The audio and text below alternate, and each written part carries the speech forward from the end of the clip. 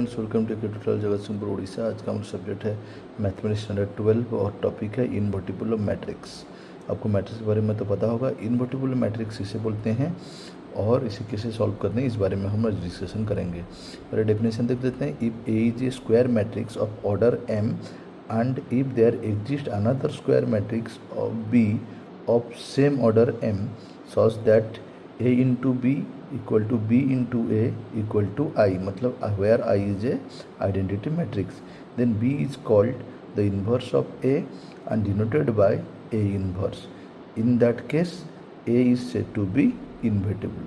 तो इसमें हम क्या बोलेंगे, a को क्या बोलेंगे, इन्वर्टिबल बोलेंगे। मतलब इन्वर्टिबल मैट्रिक्स क्या होता है न, if a is a square, पहला तो आपको क्या होना चाहिए, जो हम मैट्रिक्स को इन्वर्टिबल मैट्रिक्स दिखाना चाहते हैं वो एक स्क्वायर मैट्रिक्स होना चाहिए, और जो अगर दो मैट्रिक्स दिए हैं दोनों का ऑर्डर सेम होना चाहिए।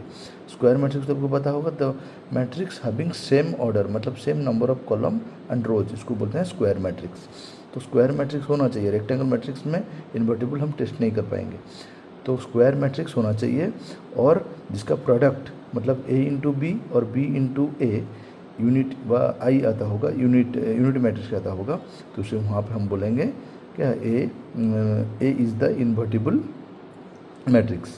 तो इसको देख लेते हैं कुछ इंपॉर्टेंट नोट्स। अन इन्वर्टिबल और non singular matrix is a square matrix for which another matrix B is exist such that A B equal to B A into B equal to B into A equal to I, where I is the identity matrix.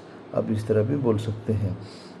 ये definition का इसको easy में मैं यहाँ पे दिखाया आपको। Condition for इन्वर्टिबिलिटी क्या चाहिए कंडीशन के, ये पहले मैं आपको बोला हूँ, square matrix A is invertible if and only if it is non singular matrix that is determinant not equal to zero. मतलब हमको जो डिटर्मिनेंट दिया मैट्रिक्स दिया रहेगा, हम उसको डिटर्मिनेंट में लेके हम टेस्ट करेंगे वो जीरो होता है क्या। अगर जीरो हो जाएगा तो इन्वर्टिबिलिटी टेस्ट नहीं हो पाएगा। पहला कंडीशन, ये नॉन सिंगुलर मैट्रिक्स मतलब not equal determinant not equal to zero होना चाहिए। If A matrix is invertible then inverse is unique, उसका जो इन्वर्स है वो यूनिक होना चाहिए। If A and B are the invertible matrix of the same order then A B inverse equal to B inverse into A inverse, this is called reversal law. Example एक देख लेते हैं। एक matrix है जिसका हम लिए हैं 2 3 5 7, बी एक मैट्रिक्स लिए हैं -7 3 5 -2। तो ए बी अगर हम निकालना, आपको पता होगा किससे मल्टीप्लाई करते हैं। ए बी मतलब प्रोडक्ट निकला यहाँ पर, first row first column, second row second column, first row first column, then first row second column, then second row first column, second row second column. इसी हिसाब से अगर निकाले तो यहाँ पर हमारा ए बी निकल गया कितना, 1 0 0 1 मतलब यूनिट मैट्रिक्स। यहाँ पर बी निकाला तो सेम निकला, तो यहाँ पर हम बोल सकते हैं A B equal to B equal to